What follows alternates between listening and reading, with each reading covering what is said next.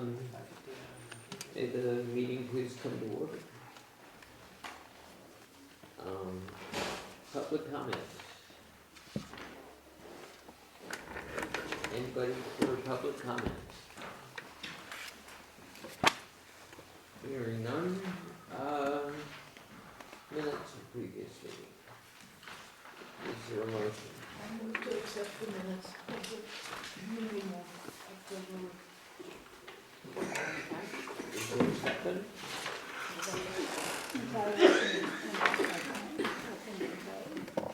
Okay, that's right. I second. Any discussion? All those in favor?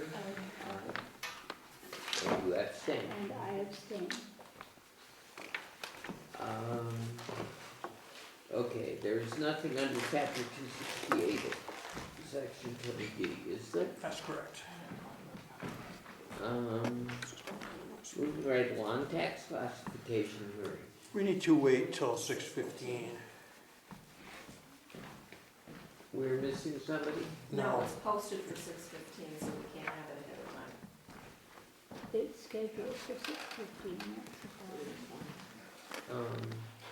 So we need to do something How different. about, let's do the contracts and executions next. The time question. Continuation of regular select board meeting. That's after the tax. Where are we? Let's take a few things that we can get through quickly. So let's go to the contracts and executions. Okay, that's certainly true. Okay, increase amount authorized to sign workers. We discussed this.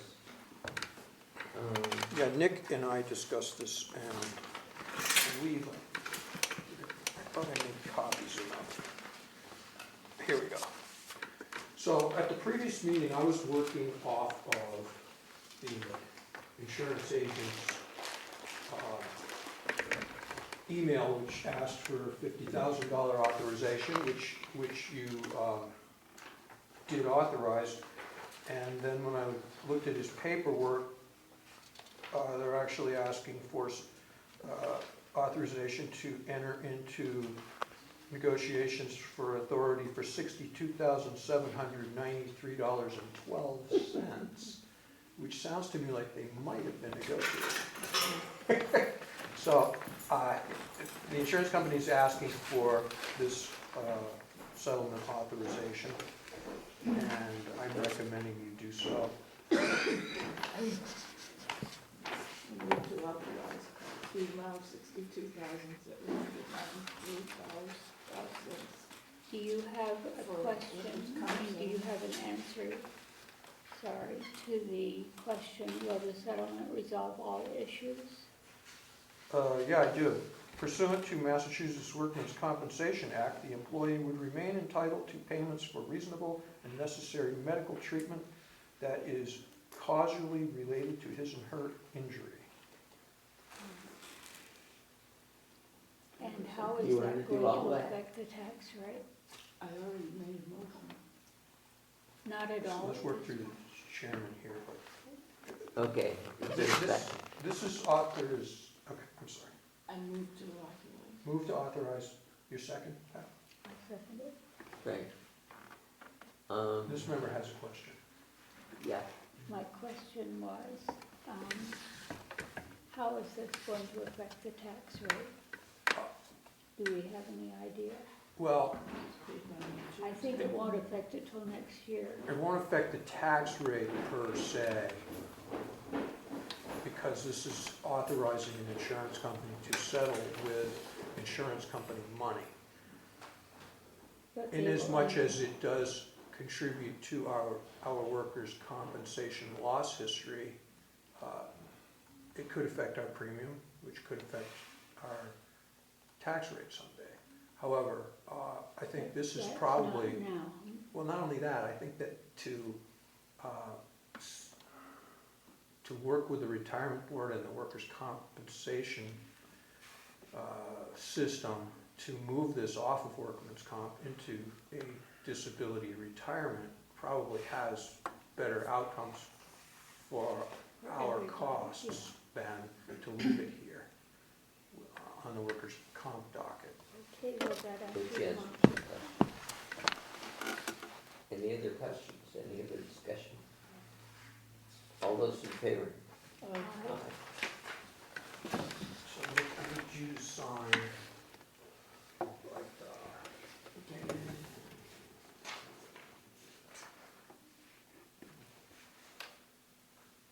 24. Now, how about we take up Mr. Whipple's Class 2 and Class 3 licenses? I move that we renew WiredWest Class 2 and Class 3 licenses. I second the motion. Any discussion? All those in favor? Aye. All right, so there's 2 licenses. Sign next to one of those X's. We should probably discuss the review and sign the town's letter first, but that may take a while.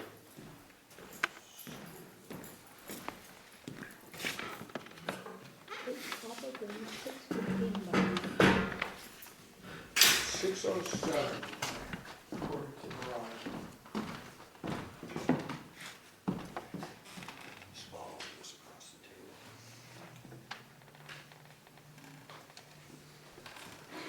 Okay, I don't think we wanna touch that one. Probably could do the update on the Firemen's Association building project. That's probably true. Is there an update? I can give you an update.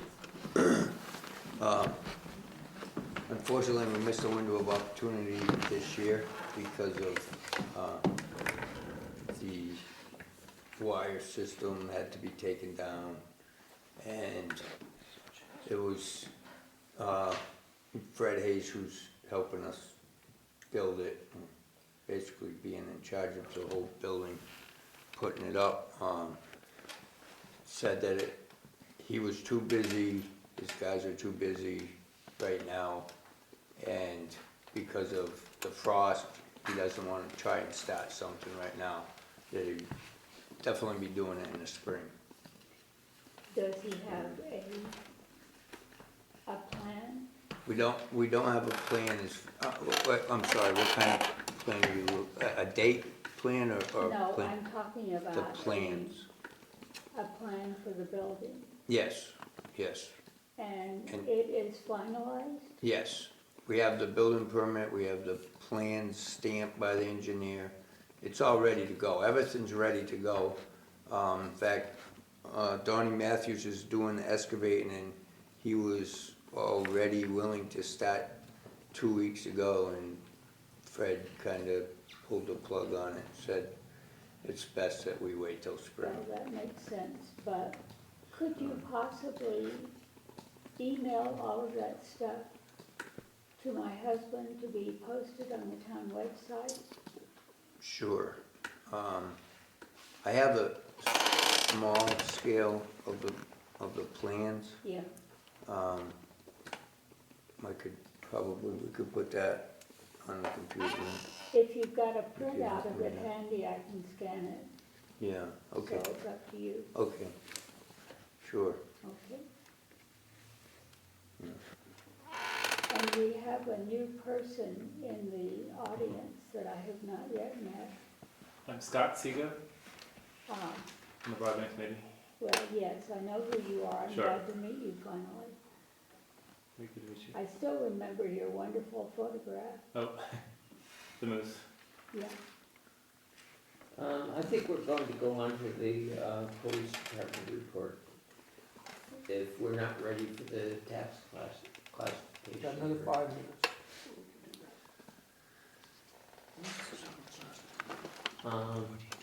Police department report? We had one resignation, Justin Gale submitted his resignation, moving on to bigger and better things, I guess. He's effective beginning of the month. I don't have a letter, he hasn't provided me with a letter forward to the board, but it's in the works, so.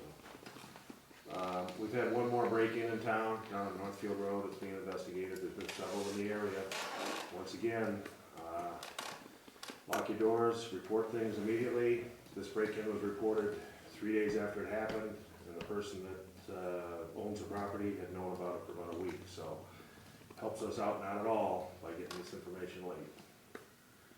Other than that, onward and upward. So that brings us to how many? Somebody reported? 2, Yeah. so.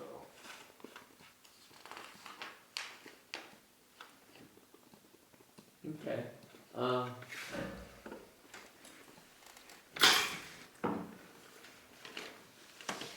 So, let's see where we are here.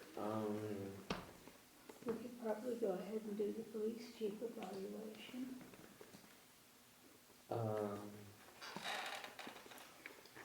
LTA planning grants, can we do that quickly? I sure can.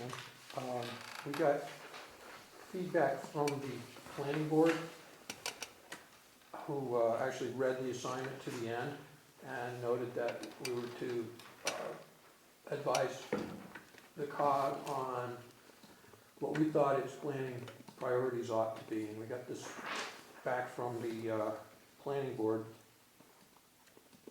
So unless the board has other notions, I think we could just submit the planning board's version as the town's. I move that we submit the planning board's submission on behalf of the town. Second. Any other discussion? Hearing none, all those in favor? Aye. And let's see, the other, I guess that covers that. I could report on recruiting in the 2 minutes left for our hearing. Okay, I put notice in the newsletter that we seek 2 recreation committee members, a board of health member, a representative, preferably a veteran, to the new Veterans District, the Warwick's representative to the enlarged Veterans District, and the Conservation Commission has a vacancy, and they do have a candidate, but in keeping with wanting to publicize the matter. Held off asking for appointment until we publicize that. Recreation Committee needs 2 people, and Board of Health, due to the fact that one of the members winters in Florida, is gonna need another member.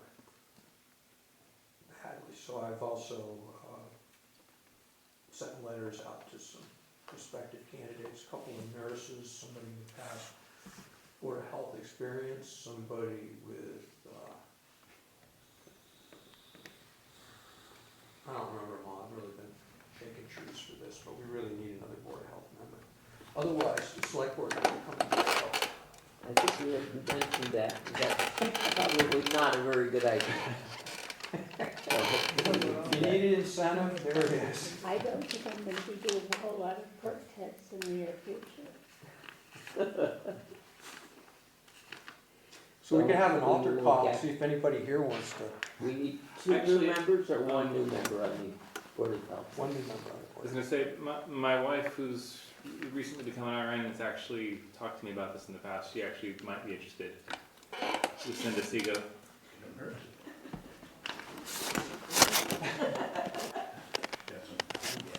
We're running out of. God, how long things you been to married? do here. I really want it to Good for her.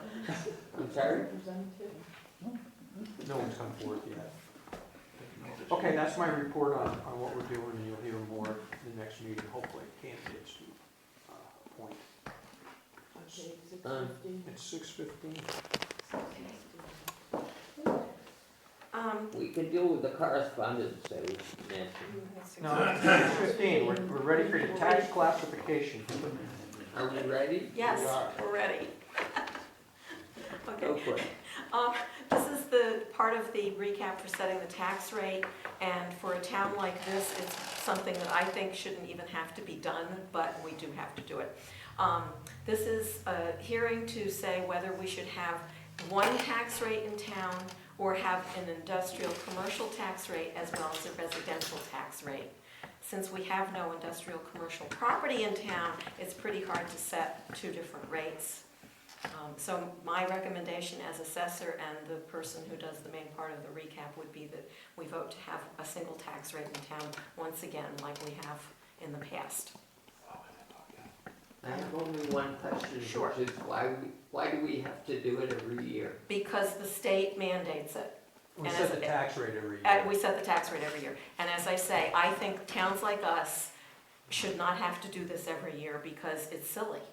Uh-huh. You know, we're voting the same thing, and we're never gonna have commercial property that's gonna make it Well, worth we the might difference. someday, but, Very low, okay. very Is there a low. motion? Move to accept a consumer a single tax rate for the town. Second. Any other discussion? Hearing none, all those in favor? Aye. Aye. Okay, so if I could please have signatures, which I keep on file from E3. Let's see, I think The first three?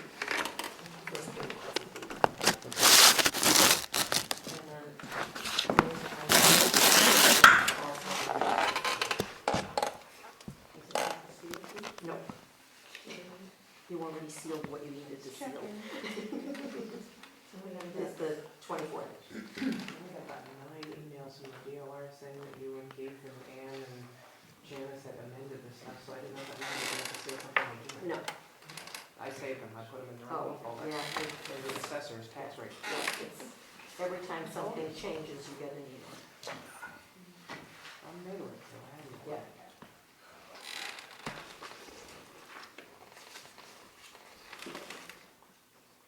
Is that everything we need to do? Oh my God. Yeah. What a waste, huh? Have to advertise it, put it in the paper, and your signature is right up on top. Okay, well, we got it done. So, thank you. Tax bill to follow. Yeah. All right, let's see where we are. I think we're at the building.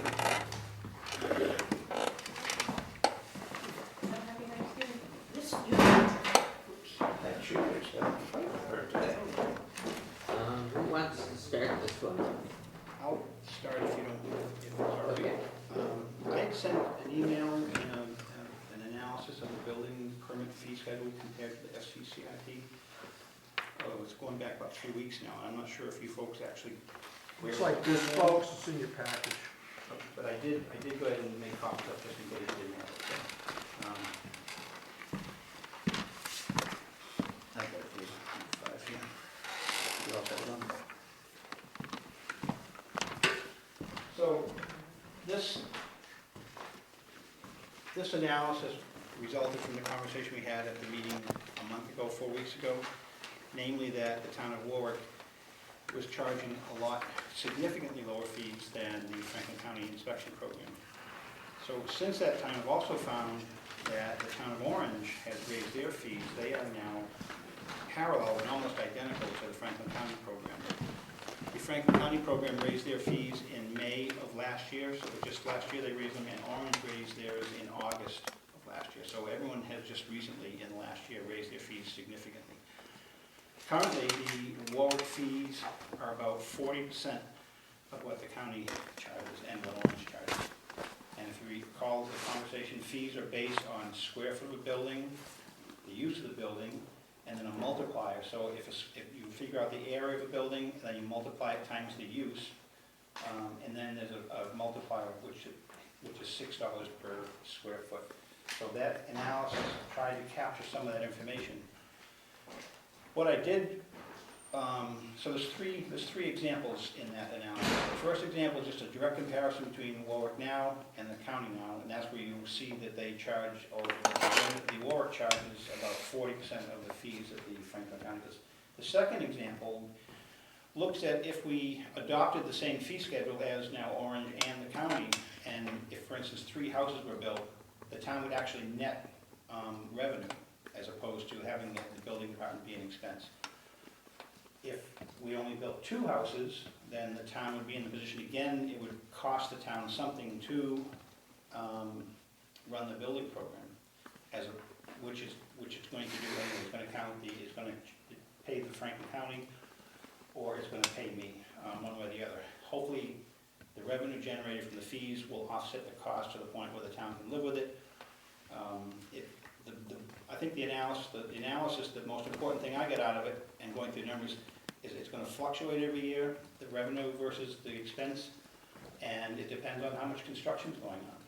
So you can adopt the newer, higher fees, just like everyone else in the area seems to be doing, so you'd be a lot closer to matching your actual expenses, and still have your local building inspector, or your building commissioner, myself.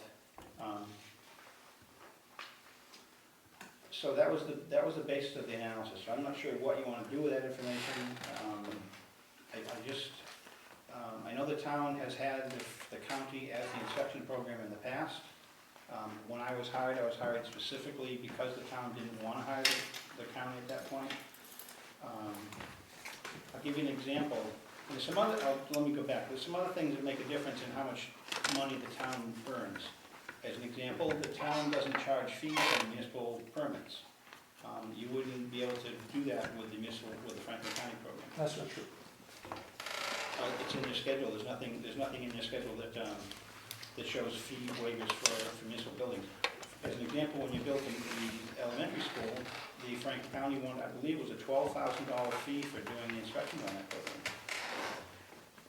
I mean, that's a real example. You don't get many municipal contracts, so there's not a whole lot of money to be saved or spent or earned, basically, on that basis. But so, you know, these are facts and figures. You can adjust the fee schedule to generate more income or not.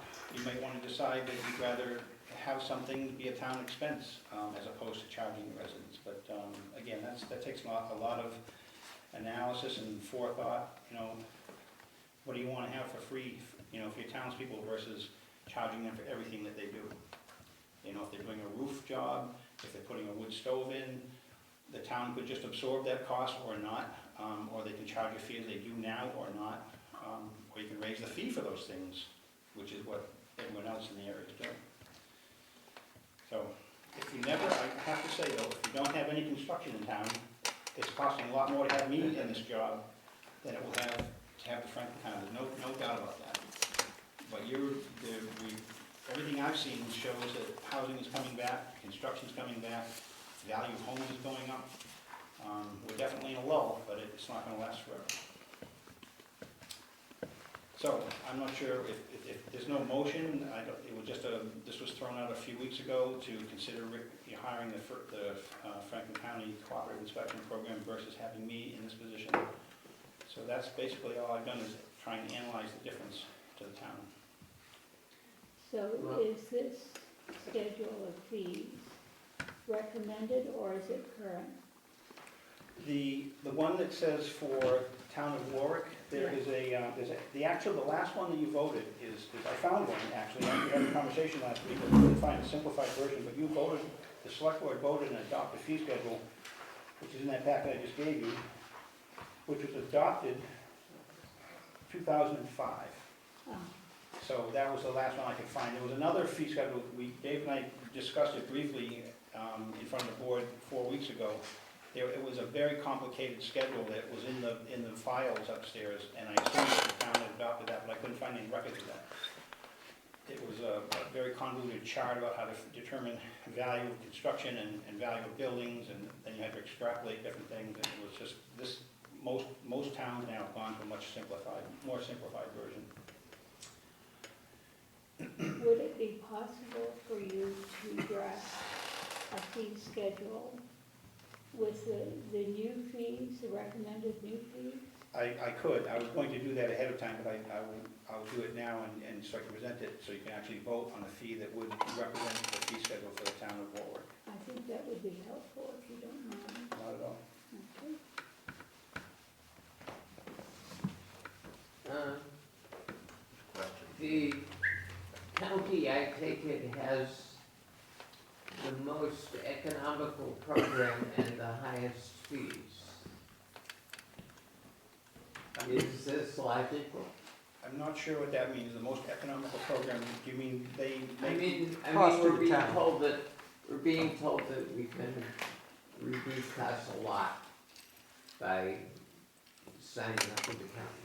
Cost to the town, not necessarily cost to the residents. Well, there's a couple things, and as Dave mentioned, there's a cost to the actual residents. If you go with the county, they're gonna pay these higher costs, and you don't have any more say about it, basically. That money will go out of the town, they have to keep all the fees, and you will pay them, in addition to that, $3,500 a year, is what my understanding is. So, when you say it's the most economical, they've got it down to a science, a business, what it costs to operate the program. And I worked for that program for a number, years ago, and so I understand they're very efficient, they've got, everything done just right, it's very, very thought out, and it's a good program. For me, the difference is, what do you get for difference in services? As an example, I had a call from a resident on South Holden Road last week. I went to see him on Saturday morning. A few days went by, he wanted me to come back and talk about it again. I went up, I was in town anyway, I stopped by and visited him. If the Franklin County folks come in and are their inspection program, you may see them on Thursday mornings between 10 and 12, and that's the only time they come to Warwick. And if you don't have the proper paperwork, or you don't have the proper application, residents may start traveling to Greenfield to complete their building permit process. So there's ups and downs, there's pros and cons to both.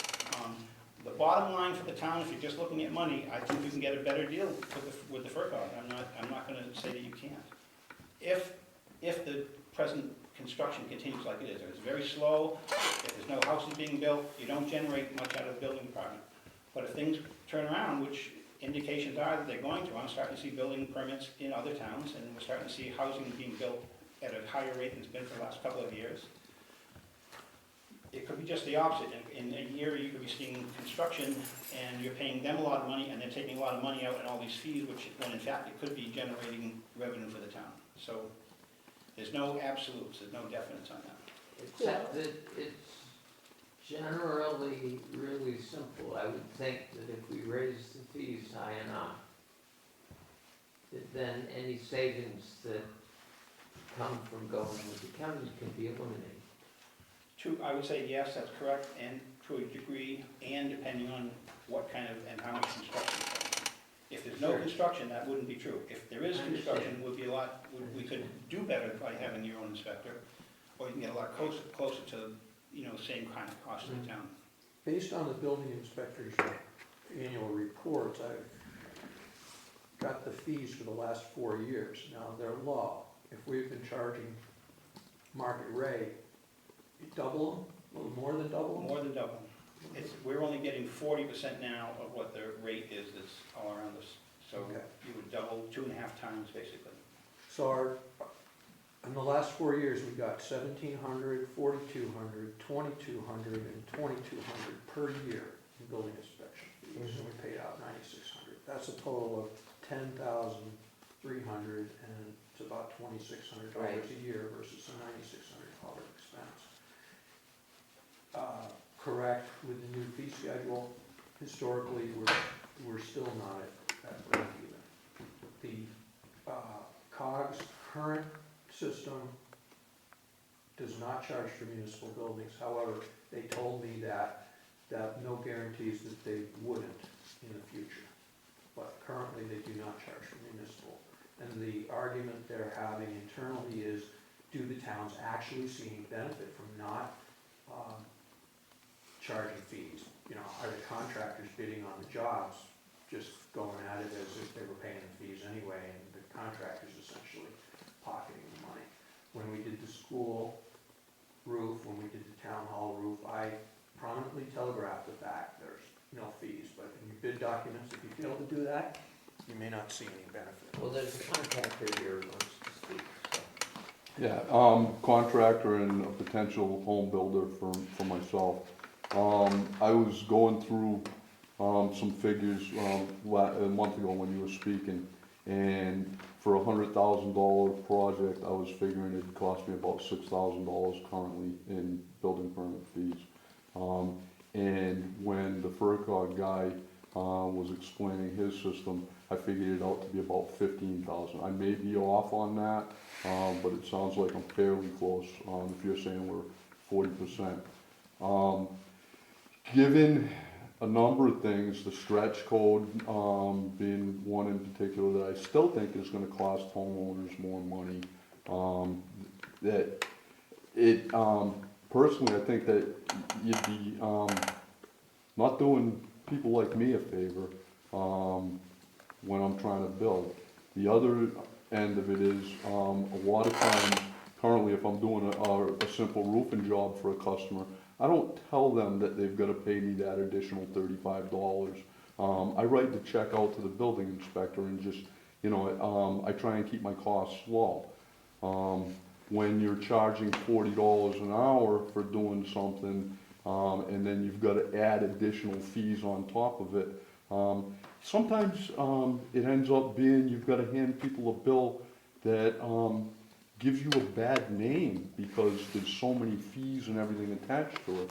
And I know a number of contractors in town that have kind of gone out of business because it seems like they're charging too much. If we do that, there's a possibility that my ability to stay in town and maintain a good reputation with a low price is going to be diminished. I was,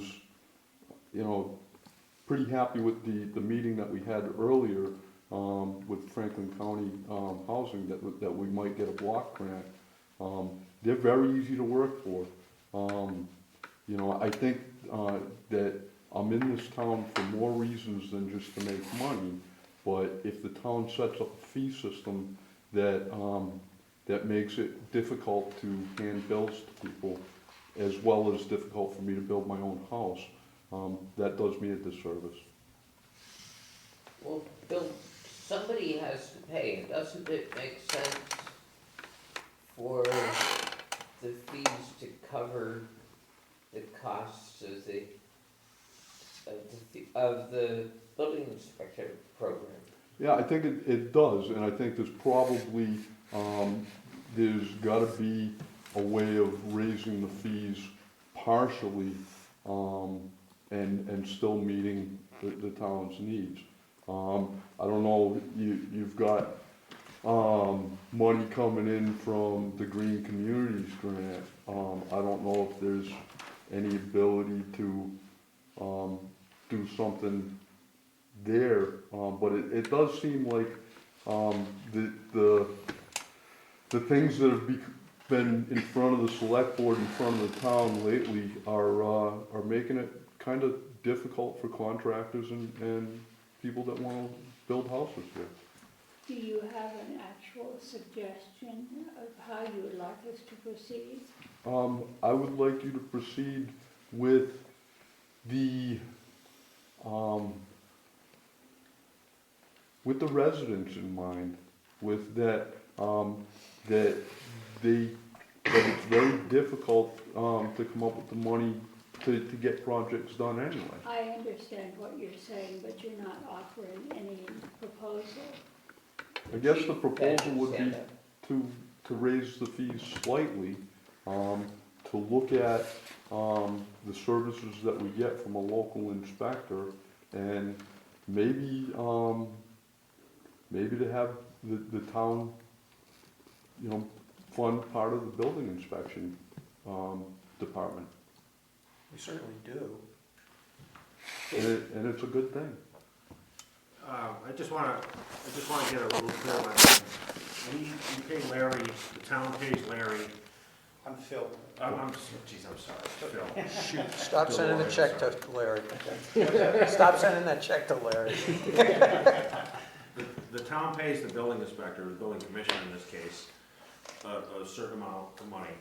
And we're considering going, or the it's on the table to go with FERCog for $3,500.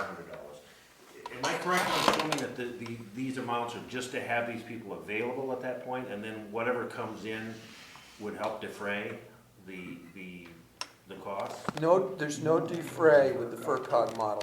We pay a base $3,500, it's capped, it's what It's it is. $3,500 to have them available, period. To have them available for plumbing, wiring, electrical, and gas. All four, $3,500, they keep the fees. Okay, all- and then- they keep and- all Our the- current your scenario fees- is plumbing, wiring, and gas are one-to-one, fees in, fees out, pay for it. Building inspection, $9,600, building inspector's salary, not a function of workload, annual salary.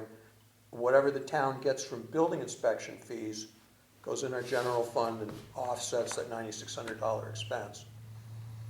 Is that accurate, Phil? Yes. And I would agree that currently the town is subsidizing the position with the low quantity construction and with the lower fee schedule.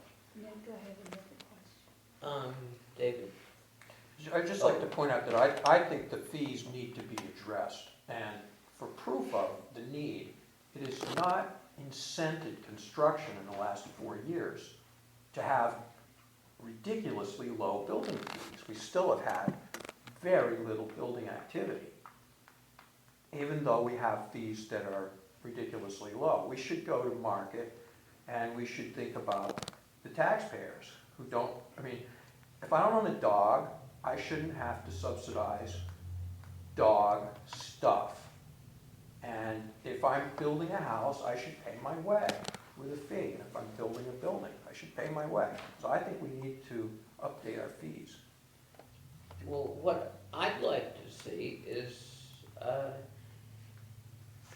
we keep our own program and we increase the fees up to whatever is acceptable. And I would think the county's fees are a model of that.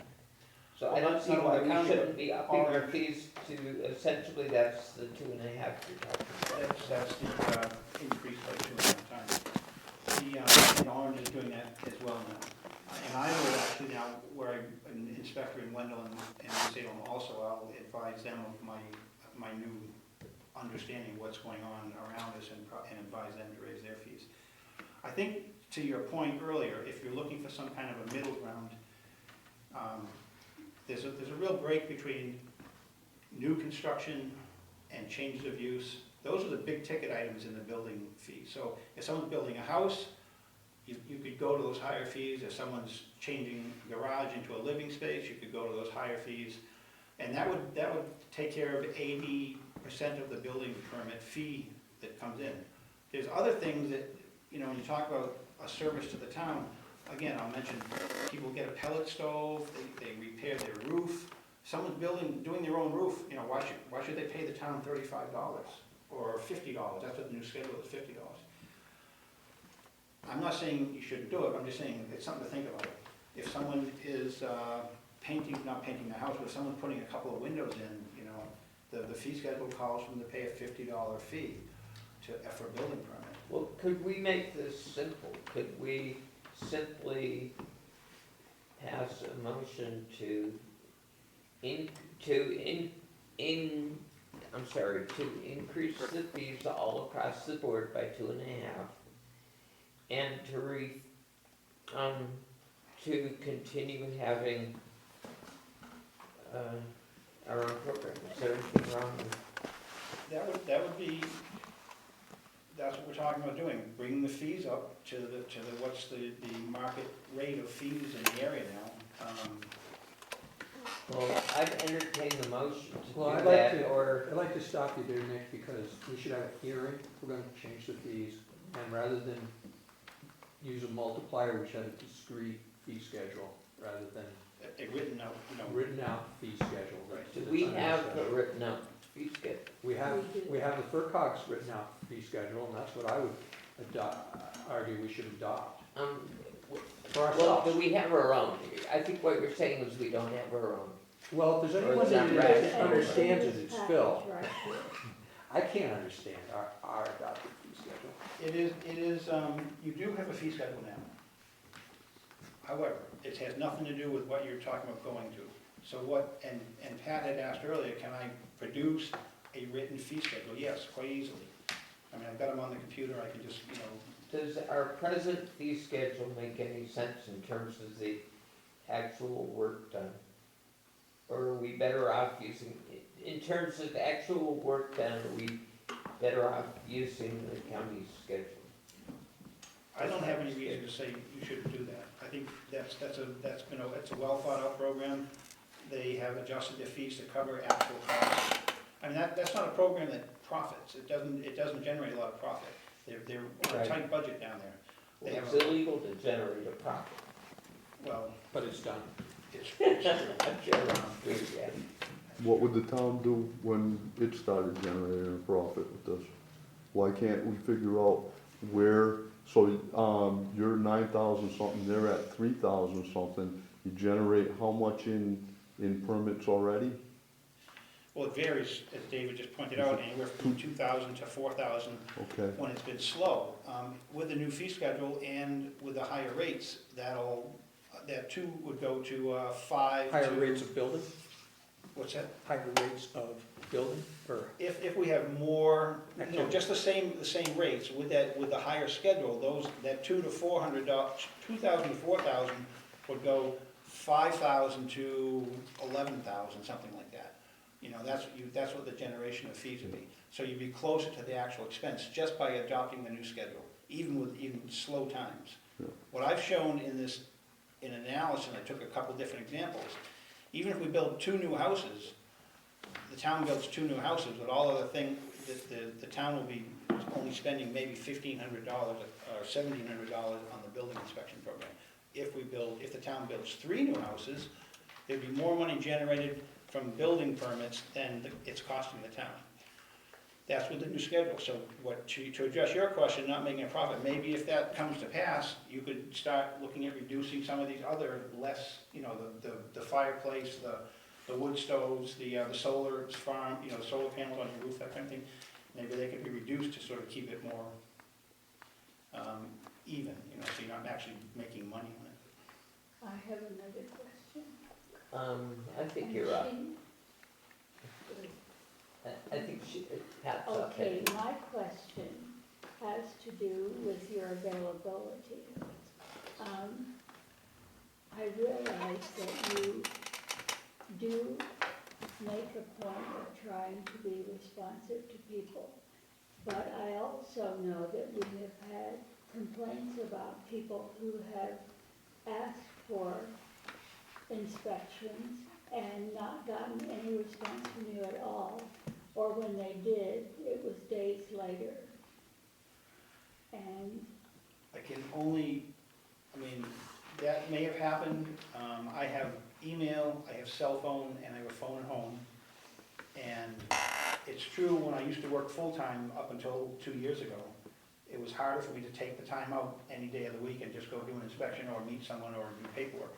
But I don't have that constraint anymore. I'm 7 days a week on my own schedule. So I'm not aware that people are not getting responded to in a timely way. If in fact that happens, I've had this conversation in other towns, in Wendell for instance, and I'll get a cell phone and I can't hear anything. I know someone's there and someone's talking to me or leaving a message, but it's not coming through. Those things happen. And I just can't account for people not having the wherewithal to either, use my regular phone or, I'm not sure how to completely eliminate that. I do make an effort to respond. it has been at least a couple of years since I think we had one of those. Oh, that's not bad then, a couple of years. But I just wanted that to be something that... Actually, I had one in the last 2 weeks, but it is gonna happen sometimes, if somebody, comes to the town hall and I'm not sitting at my desk and I can't buy a trash bag, and I'm a bad guy. So it does happen. That was a gentleman on the wood stove. Yep. Do we have any promise from FERCog about the availability of inspectors? Well, it's pretty much the standard, they got 48 hours, or else it's constructive approval under so much inspection service. There's a few things that's not true, but I've heard that in writing, but I don't know that I've ever seen that in writing, and. constructive granted- approval?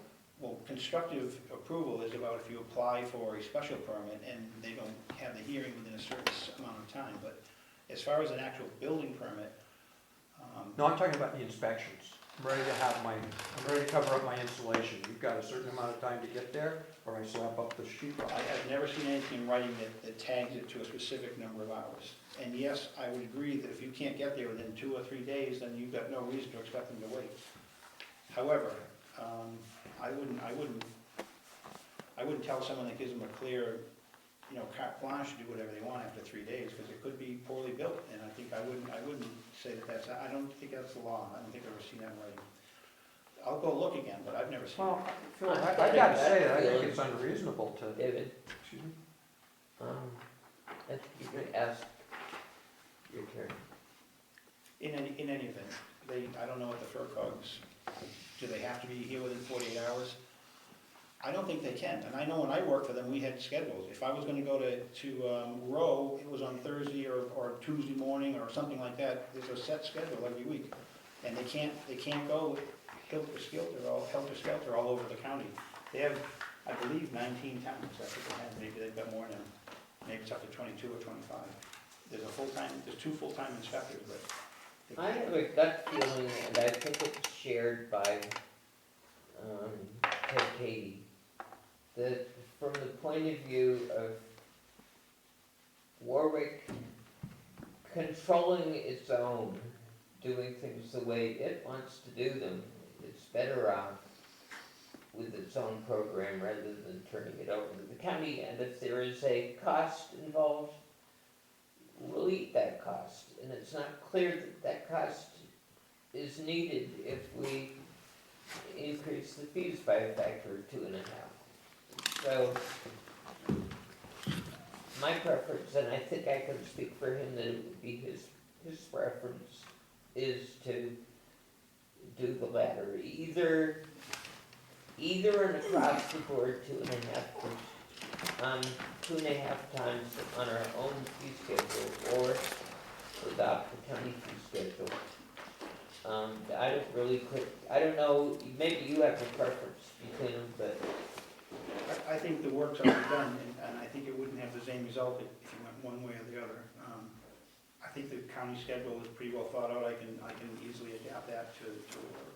And I'll bring it to the next meeting if you want to see specifically to look at that schedule. so it's not in your package here. I didn't write it, the county one is, yes. So if you look at that county one, that's there. You could adopt that now, as far as I know. I would be happy to have a motion for one or the other of you to do that. Bill's got a question. I would like to see the proposed schedule, or possibly a couple of proposed schedules next time. Yeah, except aren't they here? I have, there's one in your packet I just gave you. This is the one that we're talking about, that they won the Franklin County currently. But that's just one of them, that's not Right. taking, That's one that's good for like 18 or 20 towns in Franklin County, and it's running a program at break even. So well, it's pretty well considered. I Good would question. like to see one that makes allowances for less time and effort involved in checking out a stove or something of that sort.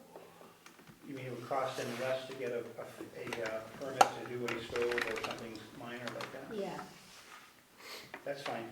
Something as simple as having minimum fee, instead of going to $50 on a minimum fee, you could keep the minimum dollars at $35 or something like that. Something simple like that wouldn't impact the overall bottom line greatly. Bill? As a resident and a contractor, I'd like to see the board look at, not just a fee schedule at 2.5 times the rate of our current fees, because that seems like a huge jump. But also, what the fee schedule would look like at 2 times, at 1.5 times, You know, you've gotta be able to, you're talking about a huge jump. And to me, it doesn't seem like the best thing in the world to, you know, jump 250% over what you're doing now. Well, another way to look at it is, shouldn't we come in line with the other towns in I think, the area? I think there's, a balance between coming in line with the other towns in the area and meeting your residents', needs. You know, and it may be that after you analyze everything, you do decide that it is 2.5 times. It may be, that you look at what the costs are at 2 times and you go, hey, that's, you know, that's pretty good. Or even 1.5 times might bring most of the money where you're wanting to. But that's a huge fee increase. I would suggest that we change all the stuff on the lower half of the FERCog fee schedule that says $50, make it $35. And I would ask anybody to give me a reason why Warwick's building fees should be substantially lower than 20 other towns in Franklin County, the town of Orange, or at least what they're proposing. There's just no reason to lead with these low fees. And Orange, just so you're clear, Orange already did adopt that, they're right up there with that. I can play with those numbers and talk about what the differences would be, and that would be easy enough to do. And then we can, if you want to wait till next week, or are you talking about doing it now, just adopting it now? you know more than I about this stuff. I think we should probably wait. Okay. I'd like to see something in which you do sort of what David is talking about here, which is take the top of this page and the bottom of this page and treat them differently. As with a lower fee schedule for the things that are small potatoes. And I agree, that would be less impact on the individual residents, and it would have a lower impact on the net income for the town as far as offsetting costs, so. So if you could come up with something like that in the next 2 weeks, that would be wonderful. Sure. Do we have any indication of how much in fees was returned to the town for the past 2 years? What our fee income was? Yeah. Last year, our fee income was $2,200. The year before, our fee income was $2,250. I'm sorry, I got these upside down. $1,700 last year, $4,250 in 2012 report, $2,250 in 11, and $2,200 the year before that. So we're averaging at the current rate of $2,600 in fees over 4 And that's years. not offsetting the salary? No, it doesn't offset the salary, it goes to the general fund, but in my analysis, yeah, it offsets the $9,600 salary by $2,600 on average. So if we, and because I think we've had 1 new home in the last 4 years, is that right? Fine. So this sort of supports very clearly Phil's model, which says about $2,500 in general fees, and then depending on whether you have 1 house, 2 house, 3 house. You have 2 houses, taxpayers still subsidize. You have 3 average houses, taxpayer isn't subsidizing in that year. But taxpayer has been subsidizing heavily, and I really recommend. You actually have probably 4 or 5 new houses in the last 3 or 4 years. I can think of some offhand. You've had some good-sized additions too, a couple, so those would generate significantly higher fees if you adopt the higher rate on that top section of the building schedule. So I think I will write something up so you can see the difference for next meeting. That would be good. We don't currently, the town does not currently have a plumbing inspector. You appointed Casey Bashaw temporarily for 2 weeks, and that was, Oh, that's right. that was like 6 weeks ago now, maybe? 4. 4 weeks ago, so he's right, I think He's a good inspector, he works for Orange, he's well known in the area, and he's certainly willing. So I'm suggesting that if you feel comfortable that you're not gonna go with a copy at this time, I think I'm gonna suggest that you appoint Mr. Bashaw so that I can get it to him. Don't we still have a problem about how to, This is the plumbing inspector's paid for by the plumbing inspector fees. So we don't have that problem. No, you're thinking of the local building inspector, his Okay. backup. sorry. It's okay. It's complicated. I would, Then there's no reason why not to do, and every reason why to do. okay. Is there a motion on that? Move to appoint Casey Bashaw, plumbing inspector. Second. Any other discussion? I was including plumbing and gas with him Okay. because he's licensed and capable to do that, so having an additional separate gas inspector. So And the answer is the same, we have the money, we don't have to worry about The that. situation is that in wire, gas, and plumbing, we have revolving accounts. Pay the fee goes in the revolving account, fee pays the inspector. Uh-huh. Inspector inspects, doesn't collect the fee, doesn't get paid. I will add, just for your information, for next meeting, I reviewed Orange's plumbing and gas and electric fees, and they likewise have gone up, and the town should consider allowing that, only because it better serves the inspectors, because they're not making much for the service they provide, and it doesn't cost the town anything, but. So why don't you include that in your package if you would? So are we So, going to? we had a motion, Yeah, but I think it needs to be amended. it was coming from you, so how is it to be amended? Yeah. To include that we're appointing him as the plumbing, wiring, and. No, not wires. Plumbing and gas. Plumbing and gas inspector. So moved. This is for, And I. for now, in accept terms of it. end June As a 30th. second. Any other discussion? What will be the time period on that for that appointment, through the end of the fiscal year? Yeah, we appoint annually, Okay. so not to worry. Did we vote? Okay, I think we could vote. Okay. All in favor? Aye.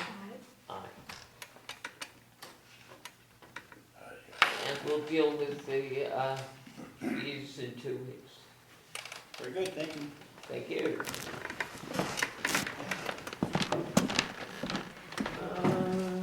Okay. That's buildings. What have we got left here? Looks like we're getting, The police chief evaluation left. I'm sorry, oh, the police evaluation. That requires me to look at this form and fill it out again. Oh, boy. It should be pretty easy. What are we supposed to? This is what you put in.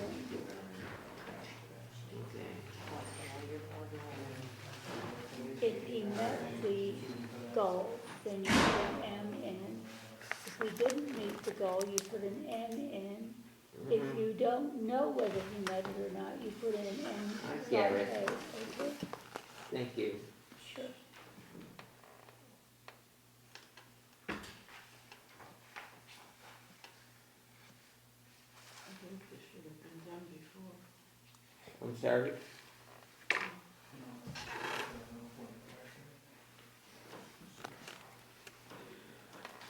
And the missing line here is you.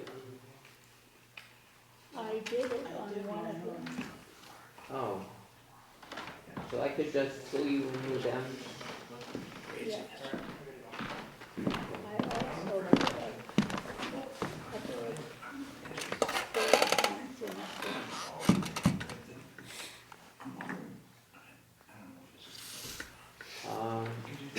But then there's a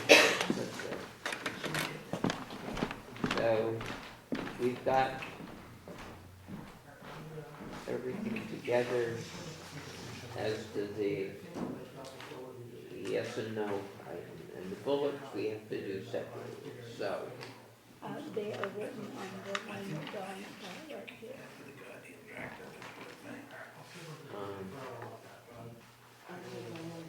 Yeah, I think I want to make them bullets. Two of the bullets that are on the one you got, Nick, are mine. So you got mine. Looks like we could put that.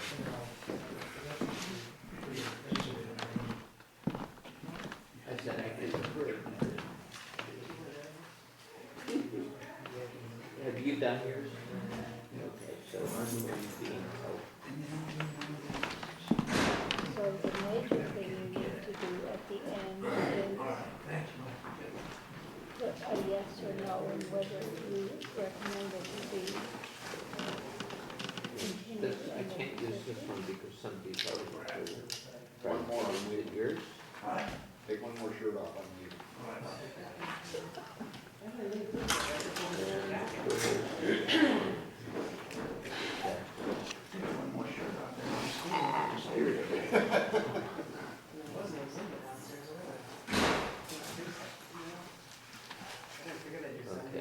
Okay, how are you doing there?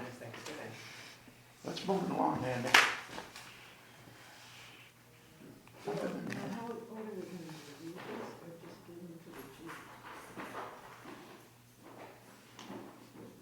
I'm sorry? Are we gonna read this all out in public or just give them? I think we just give it to him, yeah. People wanna go home, get their sick kids. I see one coming in the White House. Someone's got it. He needs to read it and sign that he has seen it. I'm sorry? He needs to read it and sign that he has seen it. Yes, and we need to About the sign time he gets someplace, good to yeah. wake up children.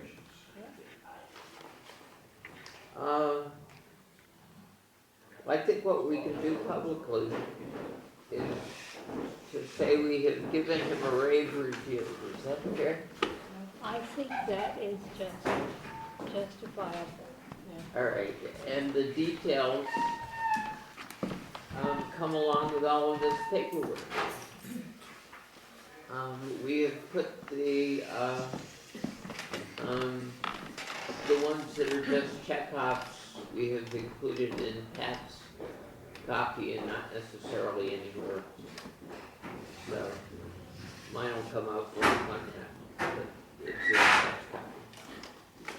And you Okay. need to sign yours? That's Fred. Yeah. Question. Bill. When you're doing it that way, and I had mentioned to the board before that I believe that the reviews of the police chief and the coordinator and everything have to be public. That is not really enough information for the public. If you explain, and it's a good start that you're giving them a rave review, but you're standing in for the public, and the public would really like to know the strong points and the weak points of the person that you're reviewing, I I think. agree, you're right on that. Can we make this review public? That is, have it someplace where it's available. Can you go ahead and sign that?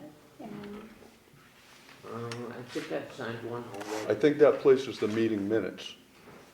one of the, yeah, I think it needs to be in the minutes too. Yeah, I've signed this one. I think you're signing this one, yeah? No, I don't need to sign it, I'm not the chairman. I'm sorry? I don't need to sign it because I'm not the chairman. Oh, all right. And I signed it because I'm what? The I town see coordinator. where we're going. Here, I sign all It was a three. place yes. for Okay, I think what we should do is we should have some place where these are available to be. Why don't you read it? It's called the coordinator's on- office. Can it be scanned and put on the Then it website? should be, sure, it can go on the website, that's What's wrong with the meeting minutes? Okay, I'll Someone will let have to scan you them for me. read out your own, or Dave can read them all time. Yeah, this evaluation has two sections. One of them is performance of essential tasks, and the other is a special section for accomplishments. The grade scale for performance of essential tasks is performance expectation not met, or not observed. And in every instance, let's see, we've got 4 reviewers and we got 14 criteria, and in all but 2 of the boxes, the performance standard was met, and the other 2 were just blank. So I don't know what to make of that.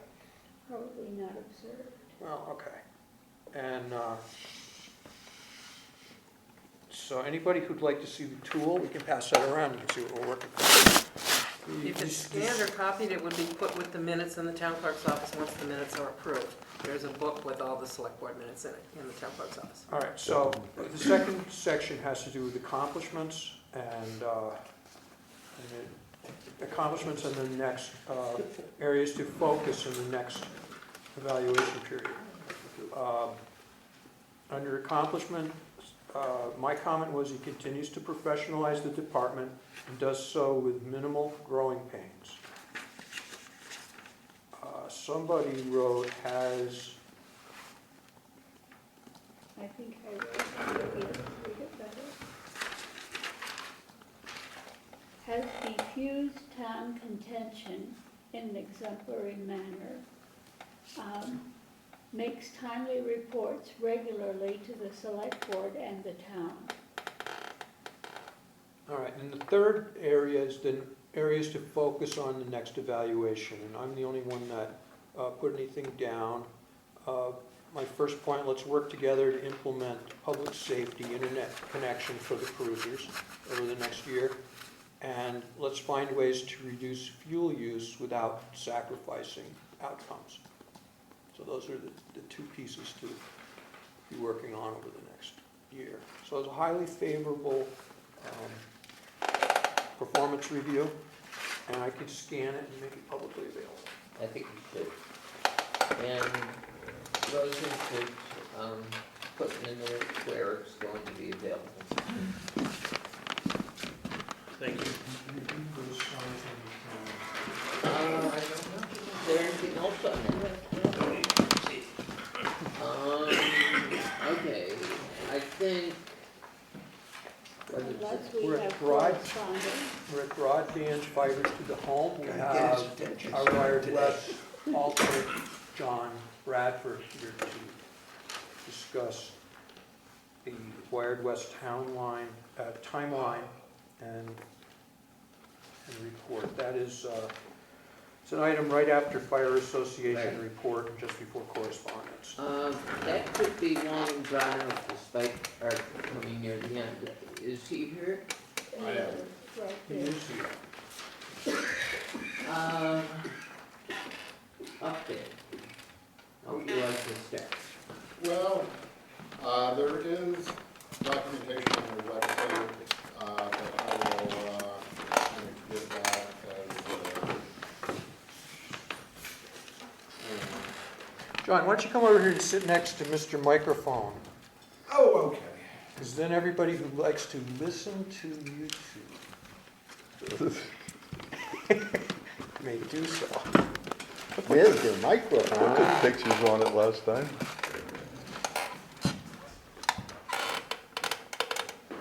All right, so the regional last mile fact sheet, that's not what I want.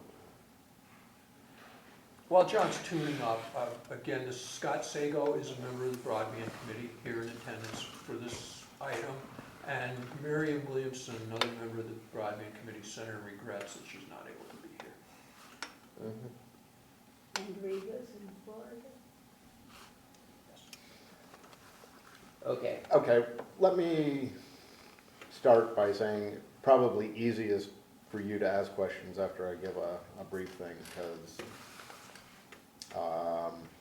I don't know what you don't know. The WiredWest situation is that they have come to an agreement with MBI to move ahead as the owner, operator. Would that be the correct term? Operator of the. Well, at least in some fashion, a developer. I don't know if the. MBI will be doing the actual contracting of fiber, but the whole thing, once it's built, has to be managed.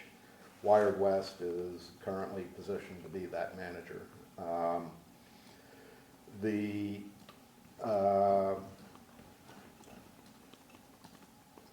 Probably the proviso to that is that MBI, while standing with WiredWest on this, is still talking to towns to see what to do about towns who don't want to do the WiredWest solution. It's not entirely clear what they'll do in that situation. They're kind of waiting to see how this current model falls out. By the end of this year, the WiredWest group expects to have all of the select boards of the 40 whatever towns. There are a few that have done it on their own at this point, but they'll want a confirmation that the select boards are willing to move ahead with funding for the WiredWest plan. The WiredWest plan is still not entirely clear to me as to how it's going to work out cost-wise, but they've published a few charts. They put Warwick in a category of 1 to 1.5 million to complete the fiber to the home proposition. The funding would be... That's the Warwick share, correct? Right. There will be some kind of allocation of $40 million that MBI has gotten from the state to take care of some of that. The rest of it's going to be covered by a bond issued by the towns. So there will be... Is it actually issued by the state and guaranteed by the towns? That's true. Good point. It's, again, I've heard a lot of things thrown around, some of which I'm at liberty to talk about and some of which I'm not, and I don't know which is which, so I'll probably just talk about whatever. But the one that sticks in my mind is that the state can get a better bond rating than the towns can. So they're trying to arrange a situation where the state will take out the bond, the payment, the piece of the payment that the town owes will be withheld from the cherry sheet, and then the town will make good on that, or whatever. The rollout assumes probably, well, actually, say the actual commitment to underwrite the bond would be wouldn't be something that would have to go through the go in front of the spring town meeting, and prior to that, WiredWest would want a town to guarantee a 40% take rate. What exactly the mechanism for proving that is going to be, I am not entirely sure at this point, but essentially it's going to be going to subscribers in the town and asking for somewhere between $50 and $100 commitment fee, which will be applied towards service once service becomes available. But that's their way of saying that this is earnest money, that these people who are saying that they want fiber will actually take it when it comes in. When it comes in, current estimates are sometime between 2017 and 2019. The exact rollout is up in the air. Essentially, WiredWest, if this moves forward, will be looking to provision towns where they'll have the highest rate of return first. Their reason for doing that is that as soon as they can meet cost, they will start trying to cover the interest costs on the bonds, which for the first, I believe it's 5 years, the town is responsible just for interest. And WiredWest hopes to be able to cover some or all of that as they move forward, as they become profitable, and they're hoping to become profitable as soon in the process as possible. All of this is based on a lot of assumptions and a lot of spreadsheets, which, and a lot of modeling. MBI has modeled it, WiredWest has modeled it. They believe that they're fairly close to the truth, but personally, everybody believes once they've done a spreadsheet, they're close to the truth. And whether they are or not, I don't know, because I don't know all the information. But that's sort of the envelope. I'm leaving a lot of stuff out. I have a haphazard brain, so just ask questions about any of the pieces that don't make sense. But essentially, the timeline is Selectboard commits to the bond by the end of the year. Then it goes before town meeting in the spring, and the guaranteed take rate should be locked in soon thereafter in order to have the town then put on the schedule so that they would then get fiber. What is the full cost of the town's portion of the program? The full cost of the town's portion of the program? It's presumably the Well, no, 1.5 million and Their then spreadsheet that's says 1 to 1.5, whether that's, Including the subsidy? they don't break it down. But the 1.5 million presumably is subsidized by somebody out there. Well, that's unclear to me. Well, the 1.5 million presumably is going to be subsidized by the bonds, the 40 million from the state that MBI currently holds, and that's pretty much where it's coming from. You can't say what Warwick's share of the 40 million is. because- Well, I can't say that because when I read through what MBI says, they don't really make clear whether there would be an allocation if you didn't join WiredWest. Here's why I interpret the 1 to 1.5 million as Warwick's share, exclusive of bond subsidy. They talk about a project with 115 million cost. An overall cost Overall- of between 110 and 120. So let's call that 115, and low 40s in the number of towns. That makes the average town's cost around $3 million.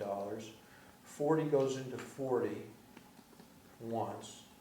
So Right. 1 million to offset 3 million, and they're saying Warwick's, and it came in a column that said Warwick's share 1 to 1.5 million. I can't imagine that number is gonna be further reduced. I think it's already been reduced. I think 1 to 1.5 is the number that Warwick will need to guarantee. My understanding earlier, though, was that what the town was doing was not paying back the bond, but guaranteeing our portion of the bond. And that the payment would come back from the WiredWest customers. That assumes a successful rollout and that they're profitable. Yeah. The liability is there. And before anyone's live, when they first borrow the money and when they're building out, there is no money from customers at that point. So Yeah, early on, it's the town paying interest. No, what I don't know is what the breakdown is. If we're paying interest only, how much are we talking about the town having to pay during the period? I have no idea. I think Well, what you figured that's it. before the ATM. If I get it from David, the full cost is in the neighborhood of 140 million, out of which 120 million, 110, 120. 120, somewhere in there. Out of which the individual town bond issues cover part and the 40 million covers part, correct? Yep. Okay, so the 40 million is a third of it, and that means it's fair to say that a third of a 1.5 million on the average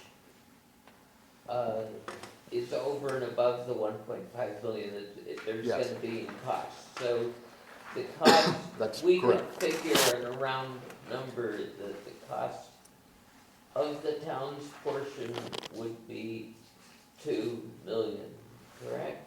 I'm figuring I'm taking them on the high end of their scale. 1.5 million, they're saying for Warwick. No, but the One- 1.5 million is just our bond issue. Right.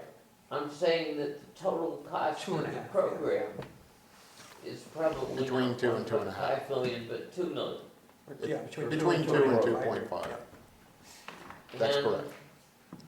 that comes, if I'm not mistaken, to something like $8,000 per household. Do we really want an $8,000 per household program? Is there something that WiredWest can tell us that we're getting for an $8,000 per household program? That's awful expensive. What are we getting? Well, they're, to where the WiredWest had, you're not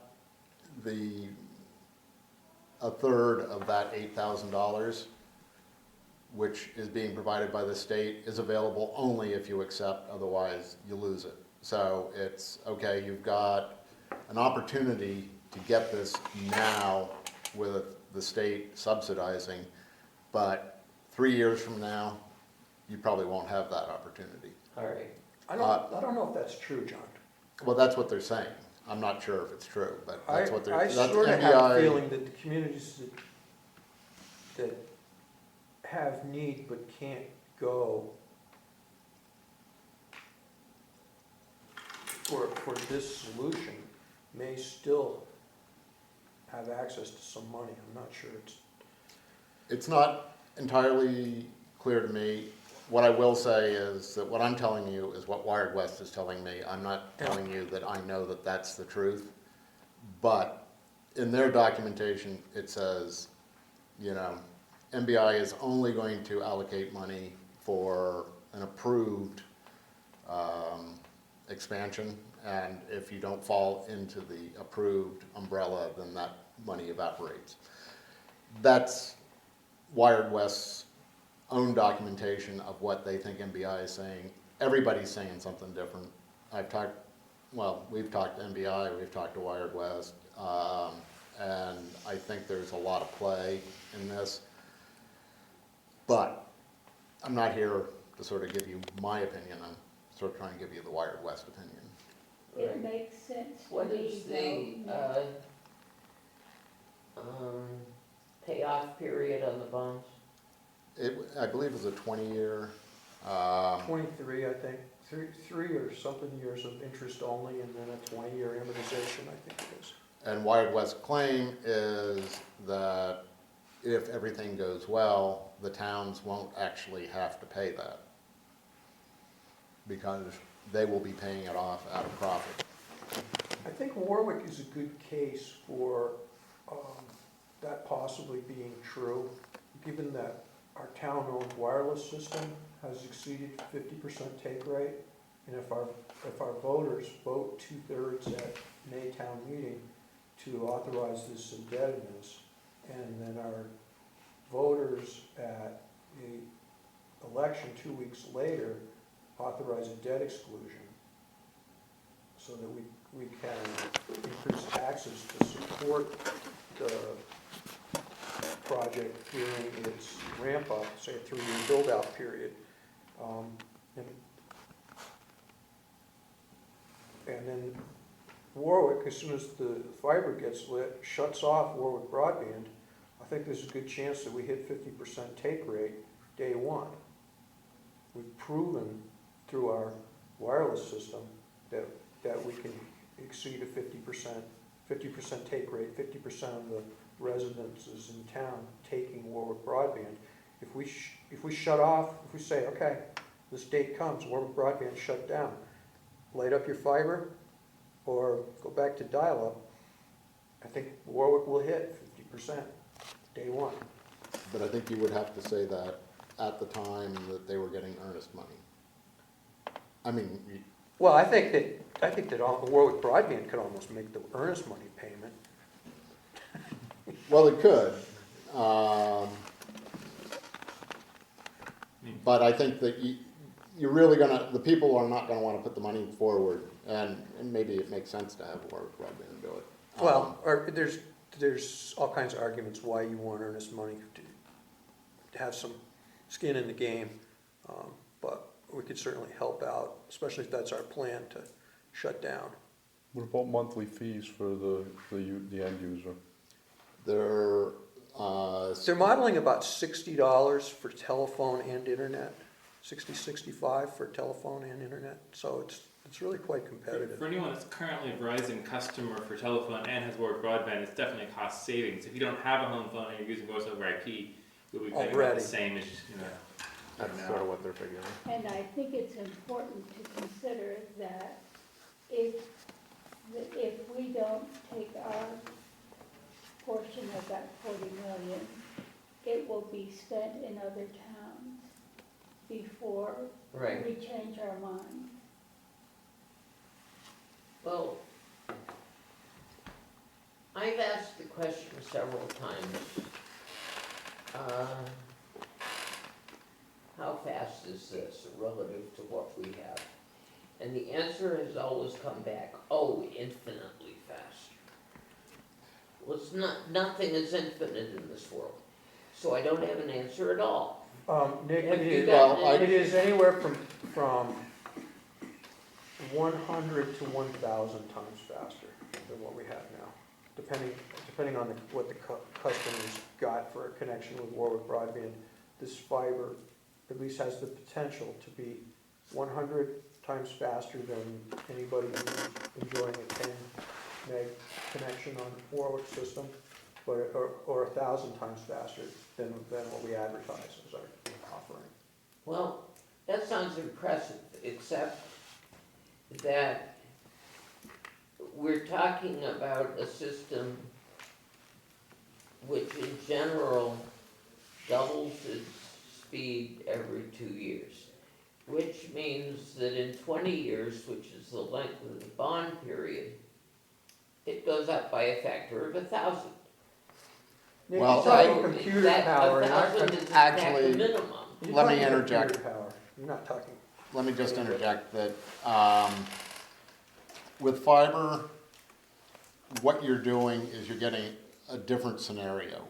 What you have right now with Warwick Wireless is a unique system which works because you've had some really good people working on it.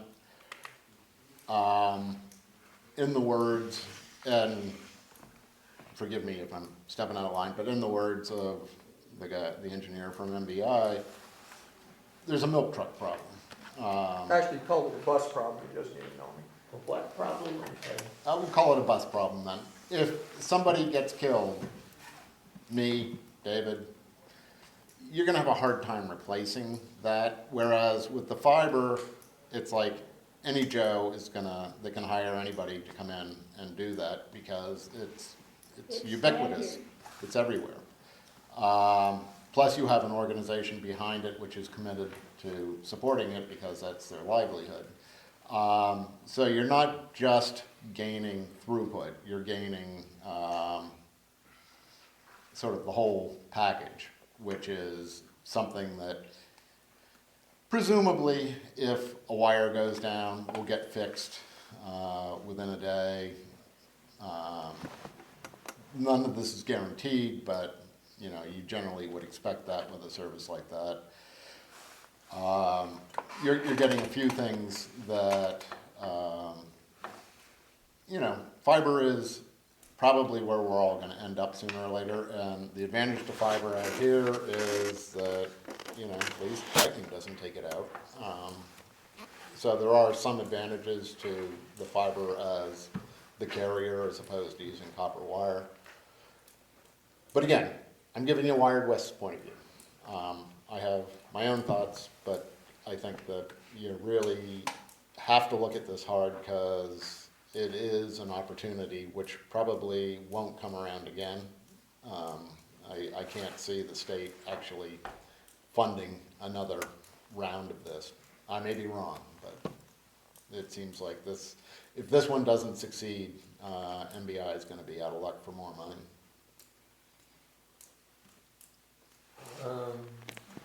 What are you saying here? I'm not quite clear. I'm saying it's an opportunity that you have to look at, that what you're getting with fiber isn't just how much goes through the fiber. I mean, a gigabyte of fiber data means nothing to us. We don't need a gigabyte of fiber data right now. We may never need that, I don't know. Right. But you're We getting... use a tenth of a gigabyte of fiber to connect the entire town right now, and we have never hit the ceiling to date. But at the same time, there are people now who are broadband that are hitting the ceiling of their individual connections, especially for those of us that can't get the Absolutely. faster speed. And so that's, Absolutely. Yes. there are people in town that are, you know, I mean, in my house, if two people are trying to stream video at the same time, it doesn't work. Someone's waiting on the other. If you have the 10 megabit connection, because you have a clear view of my face, you're fine. But that's just one example of that. Whereas, so you know, right now the most I can get is about 1.5 to 3 megabits per second down, and so the fiber is much faster.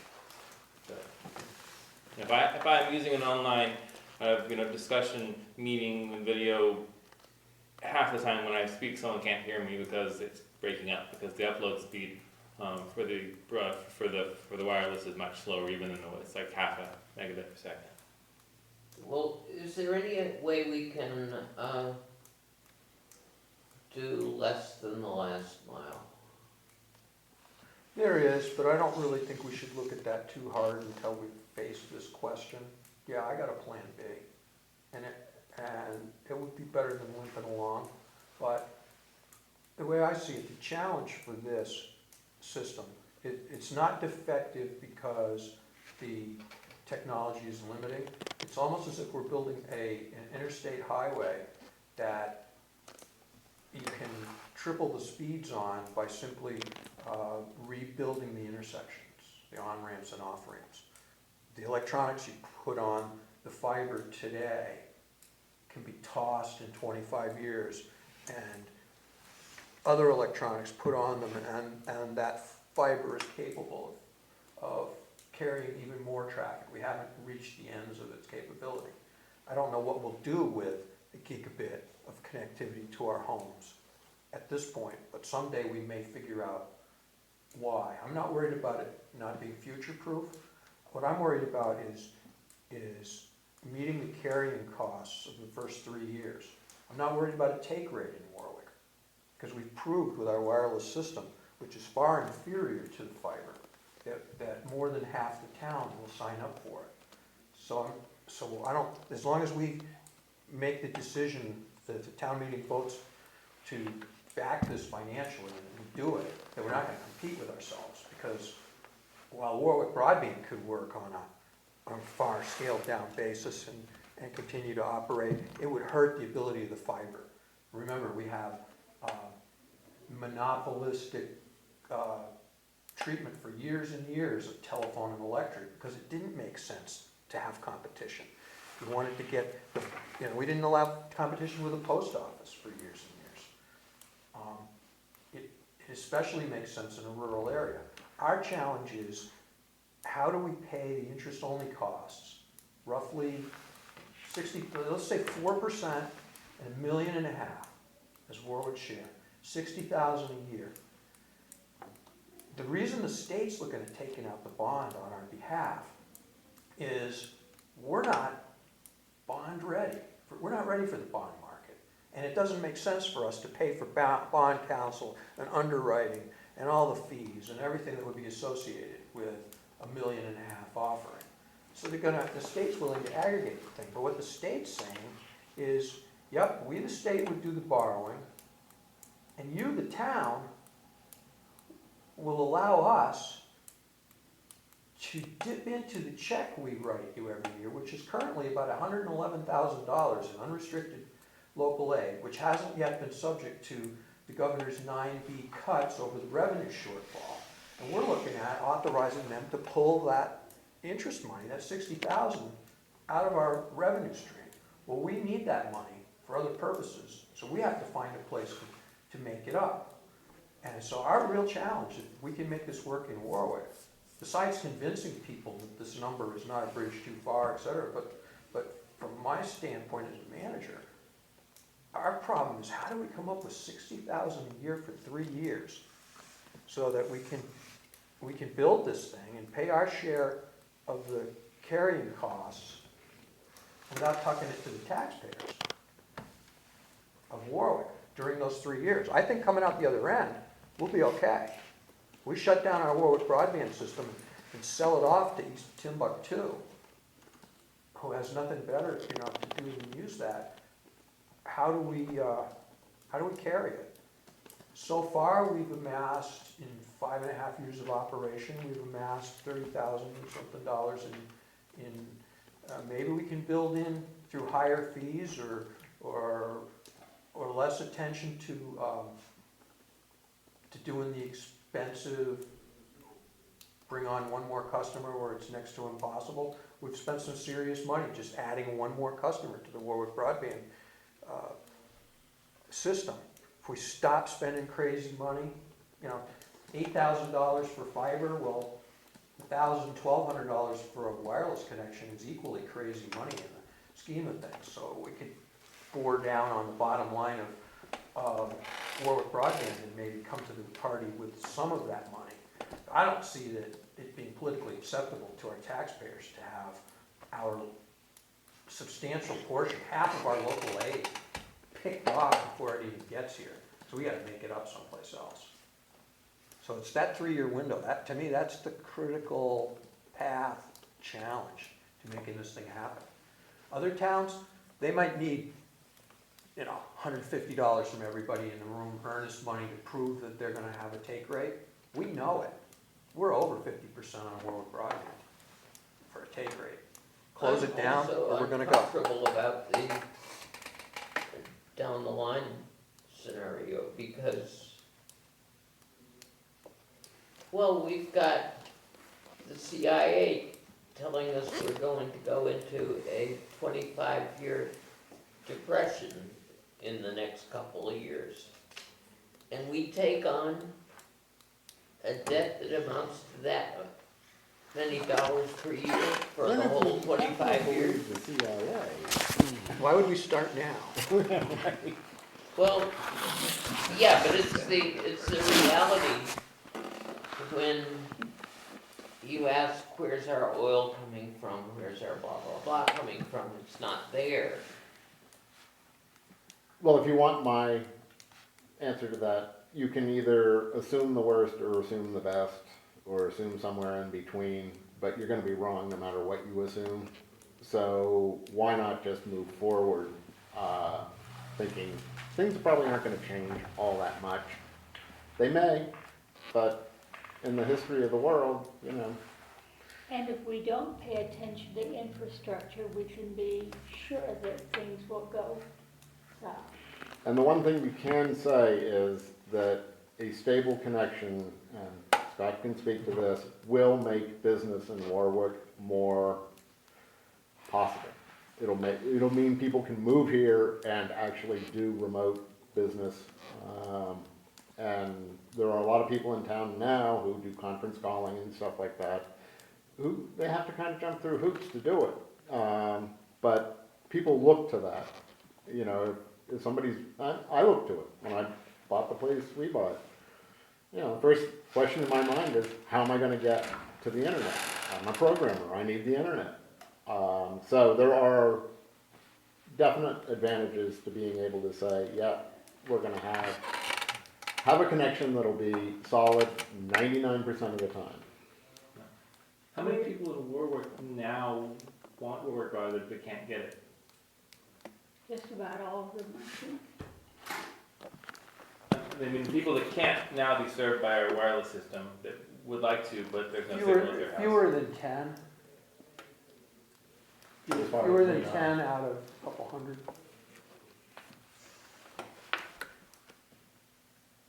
We don't have a decision on the table at this point, so I suggest that we table this for future. Well, this is not a decision type meeting. This is to prep the select board on the fact that within the month, the board is going to be asked to vote to support this WiredWest proposal and commit the town to a process to attempt to fund this and make it real. And so I thought that rather than jump you with that in December, that it would be good to have a little bit of a tune-up leading up to it to understand. But what will that select board vote mean? I think it will mean that the select board is committing to bringing the money, borrowing article to the annual town meeting, and very probably a override vote to the town meeting, and getting the finance committee and working this into this next budget year and subsequent budget years.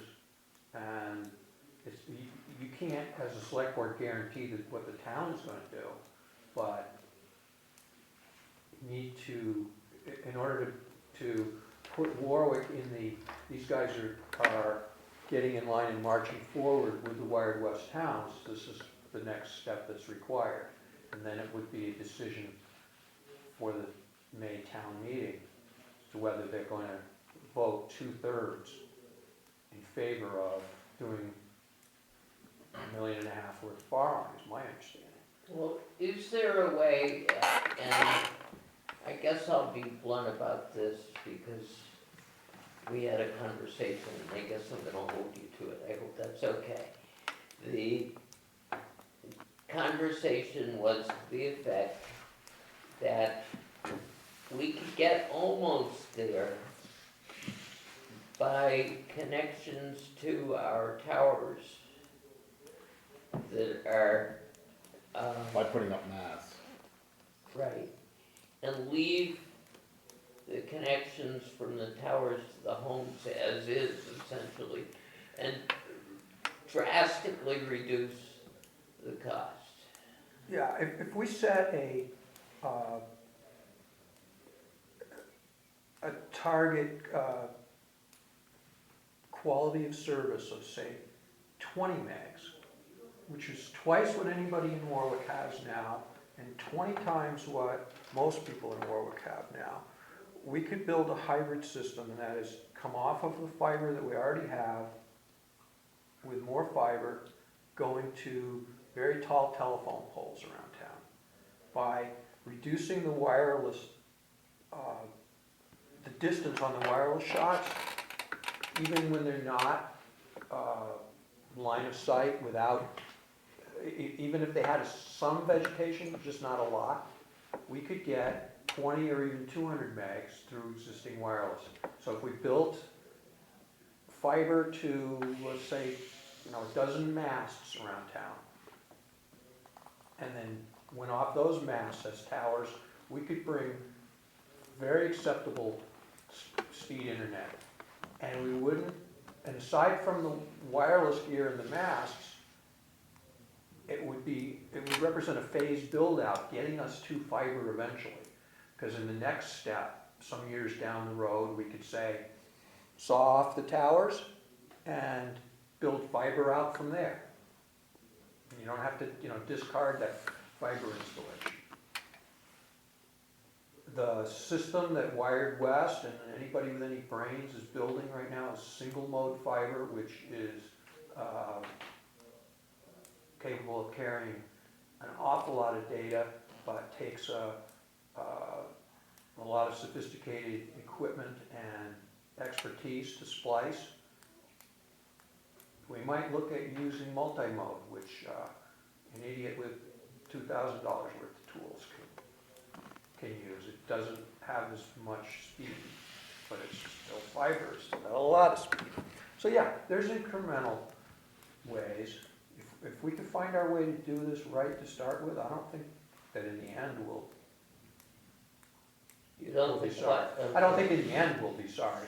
I think we'll go through a lot of pain getting there. But I would hate to see a hybrid or intermediate build concept be used to its existence to defeat this. I'd rather look at this thing on its merits, figure out if we can do it, we can see our way to it. I'd rather approach it And that way. then let people decide whether they want to do it. In all truth, we don't have a cost on building out a hybrid system. We know we can probably do it, but right now, Warwick is blessed because you won't find a lot of installers working for what I work for. You certainly won't find managers working for what David's working for. So if it moves to a business model, there is going to be increased cost. There's also, I mean, I watched the 123 fiber network get built, and it seemed to me like it was 50% planning and studies. We don't send an engineer out to figure out John's gonna need to cut 102 feet of Ethernet cable and then come back and write it up, and he goes out there with a spool of cable and uses the amount he needs to get from point A to point B. So we have a very different organic approach than a truly professionally engineered. We found it's been cost effective to let's put some 900 megahertz radio gear on the pole, see what it hits, rather than pay somebody $40,000 to study it and write us a nice report and such. It seemed like a reasonable bet, and we keep winning. But our approach, It depends on the fact that we're brilliant. yeah, our approach is not necessarily replicable for region-wide fiber systems. Don't we need to have, rather than simply a WiredWest or no WiredWest choice? Don't we need to have an alternative I don't choice think that so. is somewhere between what we've got and WiredWest? I don't know about the rest of the people in this room, but I'm exhausted, and I would like to go home. Could we stop talking about this for a while? And I'll make one other thing. There is a fairly lengthy PowerPoint thing that, sort of PowerPoint thing that WiredWest has put out. And either I can get that and you can print it, or I can send out the links to it, which will give you a synopsis of what we talked about. the links would We be- have one person who wants to cut off discussion and come back, and that's fair. Except we do need a decision by the end of December. So it'll be back, it'll be That back doesn't on the, mean we need a decision tonight, so I agree with you. We should at least consider it. How do you feel about that? I You wanna wanna, go home. you wanna go home too? That makes two of you. So That's shut up. a majority, so I think we should I cut it move off we and come adjourn. back to this I discussion would in just 2 like to weeks, thank and it will grow on us And offer to take some the way. Okay, we have a motion and a second to adjourn. You didn't And hear it's that. not No, you debatable, so would you please call the question? I'll call the question. Aye. Aye. Ah,